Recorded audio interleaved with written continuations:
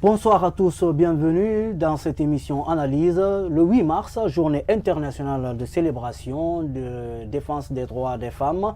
Nous sommes dans cette émission ce soir, une édition spéciale. Le thème à l'international cette année pour la célébration de la journée de défense des droits des femmes, c'est penser équitablement, bâtir intelligemment, innover pour le changement. En Guinée, c'est l'autonomisation des femmes en lien avec le développement durable qui a été choisi comme thème de célébration.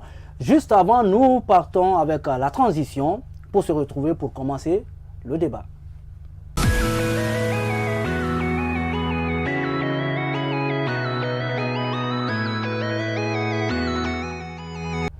Bonne fête aux femmes. Sur ce plateau pour en parler, Djanka Sissé, présentatrice journaliste au groupe de télévision, justement Star 21 TV. Bonsoir. Bonsoir Lansana Traoré. Allez, bienvenue. Merci beaucoup, c'est tout un plaisir. Bonne fête. Merci beaucoup. Toute radieuse, souriante là. Eh bien, c'est ça, on essaye de profiter de cette journée internationale de ce 8 mars qui n'arrive qu'une seule fois dans l'année. Donc, pour tout le mois de mars, on essaye de fêter, bien sûr, la femme, ce qui est déjà une très bonne chose et une fierté en quelque sorte pour nous. Célébrer la femme pour vous aujourd'hui, une journée internationale dédiée à la femme. Quelle est la première chose qui vous vient à l'esprit ? Alors, déjà, pour planter le décor par rapport à cette journée internationale qui est fêtée un peu à travers le monde, et ici en Guinée, on a vu un peu l'ambiance qui rimait dans le pays. Et quand nous partons du côté, bien sûr, du Palais du Peuple, l'ambiance était vraiment au rendez-vous. Moi, ce que j'aime de plus, c'est pouvoir reconnaître les mérites de la femme guinéenne. Parce que nous sommes ici en Guinée, déjà à la base, nous savons ce que la femme représente dans la vie, dans nos différentes sociétés, par exemple.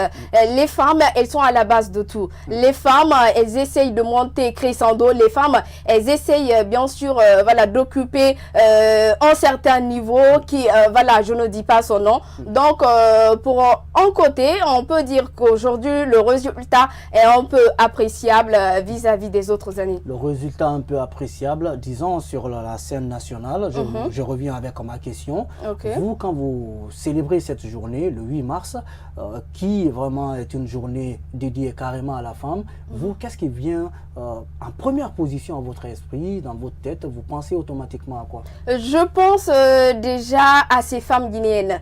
Je pense aussi à ces braves femmes qui essayent bien sûr de se lancer dans de nombreuses activités. On l'a vu bien sûr avec l'arrivée du président Alpha Condé. Les femmes ont intégré le gouvernement, c'était déjà un grand pas. On a vu bien sûr beaucoup d'ONG également représentées où les femmes sont vraiment à la tête. Donc c'est un de plus, c'est pour pouvoir faire comprendre à ces femmes que le chemin il est vraiment encore long. C'est vrai que quand nous parlons par exemple le thème de cette année, l'autonomisation des femmes avec le lien d'un changement durable, bilan 2010 à nos jours, la ministre de l'Action sociale et de la promotion féminine, Radia Mariam Silla, s'est vraiment exprimée dessus et les réalités sont aux yeux, au vu de tout un chacun.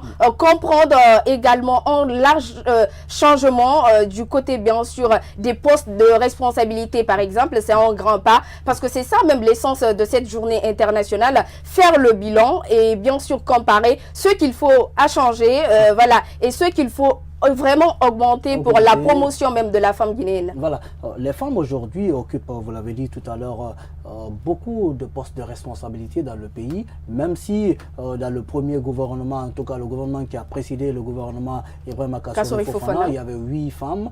Aujourd'hui, on se retrouve presque avec 4 femmes, même si la tendance baisse, mais d'un autre côté, il faut le dire, au niveau des postes de secrétaire général, au poste justement, en tout cas de directrice nationale et autres, il y a des femmes quand même qui occupent des postes de responsabilité. Aujourd'hui, pour vous, ces jeunes filles que vous voyez souvent dans les rues, en train de vendre entre les véhicules, dans les marchés et autres, pour vous, cette journée doit être une journée quelle doit être justement, que doit représenter cette journée aujourd'hui? Alors, cette journée, c'est pouvoir profiter également de la journée internationale des femmes.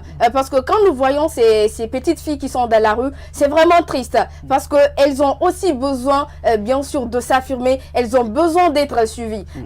On n'est pas censé savoir que la fille en tant que telle, ce que nous présentons, parce que dès à bas âge, il faut pouvoir grandir avec. Et c'est vraiment, vraiment très aujourd'hui en Guinée, il y a des ONG qui soutiennent ces petites filles qui sont dans la rue, par exemple, les enfants de minutes. Donc, ce sont des actions qu'il faut vraiment appuyer pour, à la longue, qu'on puisse bénéficier de cela, qu'on puisse bénéficier de tous les atouts de ces filles, voilà, qui vous sont appelées, bien sûr, à être des femmes, à occuper des postes de responsabilité, par exemple. Donc, déjà, je pense qu'avec ce processus, c'est encore, voilà, on se pose la question de savoir, la tâche va être facile. C'est vrai que depuis des années, c'est pas aussi facile que ça, mais on essaie bien sûr d'aller de l'avant, on essaie de se donner la tâche.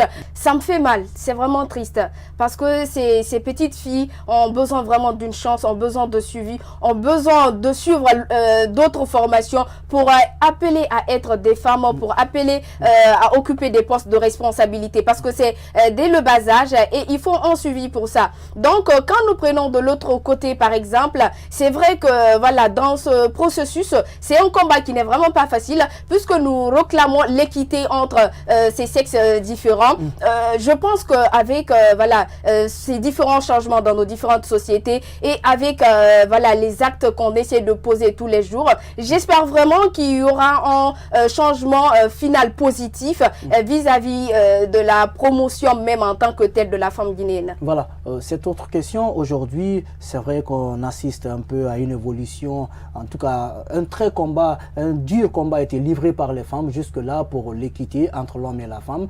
Mais quand vous regardez un peu le secteur de la politique, pour vous, est-ce que dans sous peu, on peut espérer voir peut-être une femme à la tête d'un département comme la défense, pourquoi pas la primature ou bien la présidence? Alors, sur la question, je pense que, voilà, c'est un peu technique, on peut le comprendre, mais c'est pas comme si on n'a pas des femmes qui peuvent occuper ces postes. C'est juste, voilà, une question de temps, pouvoir, bien sûr, préparer ces femmes à occuper ces différents postes, mais aussi, également, faire comprendre à ces femmes qu'elles ont vraiment tous les atouts possibles pour pouvoir diriger ces différents postes. Rien n'est impossible, il suffit juste d'avoir la bonne volonté. Nous avons des femmes guinéennes ici, voilà, qui sont vraiment dotées d'expérience, qui ont toutes les qualités requises pour pouvoir mener, par exemple, une entreprise, pour pouvoir, bien sûr, occuper un poste. Il y a déjà des femmes chefs d'entreprise, il y a des femmes ministres, il y a des femmes directrices. Mais pour vous, aujourd'hui, qu'est-ce qu'il faut faire pour aller justement briguer ces postes politiques? Vous n'êtes pas sans savoir, par exemple, qu'à Kaloum, avec une candidature indépendante, on a aujourd'hui une mairesse dans cette commune. Pour vous, est-ce que les femmes ont peur aujourd'hui d'affronter le terrain politique en Guinée? Je ne dirais pas que c'est la peur, mais je me dis que c'est un manque de confiance, voilà, qui est déjà ancré dans la tête. On se dit, est-ce que quand on est, par exemple, dans la politique, où on essaie d'être maire dans une commune, est-ce qu'on va être vraiment capable? Souvent, la femme en tant que telle se pose assez de questions, se pose d'ailleurs toutes les questions du monde, pendant que quand elle est à la tête de ce poste, elle peut bien sûr le faire bien, du moment où elle est très bien entourée, du moment où l'expérience requise est vraiment là. Donc, je pense qu'une nouvelle fois, ces femmes voilà, guinéennes, ces femmes braves qui sont dans les différentes sociétés, dans les différentes entreprises, vont une nouvelle fois essayer, et que, comme elle a dit, la ministre de l'Action sociale, voilà, le bilan, voilà, on attend toujours le bilan final, mais déjà le constat est là aux yeux de tout un chacun. C'est vraiment à apprécier, et on espère que ça va donc continuer sur cette lancée. Alors aujourd'hui, par exemple, quel est le message que vous avez pour toutes les femmes du monde? Alors, mon message pour toutes ces femmes qui nous regardent aujourd'hui, en ce jour très spécial, le 8 mars, c'est déjà, voilà, ne pas polémiquer là-dessus, c'est de profiter de la journée, mais aussi de se remettre en question. C'est très, très important. Aujourd'hui, nous parlons d'équité entre les hommes et les femmes, mais tant que, voilà, on se décide pas, tant que, voilà, l'ambition n'est pas au rendez-vous, on ne va pas réussir comme ça. Donc, une nouvelle fois, qu'on ait confiance et qu'on s'engage. C'est ce qui nous manque un peu des fois. Il faut s'engager et voir le résultat. Qui ne tente rien. Non, je ne parle pas de ça en tant que tel. Il faut bien sûr se former en tant que tel. Il faut avoir l'expérience qu'il faut pour pouvoir demander et pour pouvoir bien sûr occuper des postes ou parler d'équité en tant que tel. Donc, que ces femmes essayent voilà, de se former, c'est le plus important. Se former, c'est le plus important. Nous partons déjà pour la première pause dans cette émission. Juste après, nous revenons pour continuer le débat avec vous.